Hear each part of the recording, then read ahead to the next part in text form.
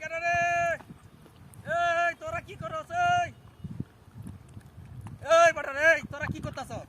এই এরা কি করতাছস এগুলা? হ্যাঁ? এদিকে আসো, এদিকে আসো। তোমরা এগুলা কি করতেছ? এগুলা ভাঙছো কেন?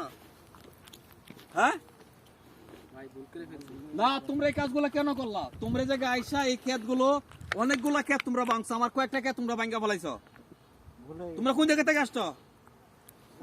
হ্যাঁ, ঢাকা থেকে আসছো। ঢাকার আশেপাশের জায়গা নাই? তোমরা এনে কি করতে আসছো? আমার ক্ষেতগুলা, কতগুলা ক্ষেত ভাঙছে, কতগুলা ক্ষেত তোমরা নষ্ট করছো। হ্যাঁ, ক্ষেত ভাঙ্গিয়া টাঙ্গিয়া একটা করে ফেলাইছো তোমরা। তোমরা এই কাজগুলা কেন করো? আর করবে এগুলা? হ্যাঁ, তোমরা আসছো ঘুরবা, কিন্তু তোমরা আইসা পাতা ছিঁড়তেছ, ফুল ছিঁড়তেছ। তোমরা আসার পর ক্ষেত ভাঙতেছ। তাহলে আমরা এত টাকা খরচ করি কৃষকরা, তাহলে আমাদের কি এগুলা থাকবে? হ্যাঁ, এগুলা কোনো সময় করবে না। তোমরা আর করবা? এগুলা করা যাবে না।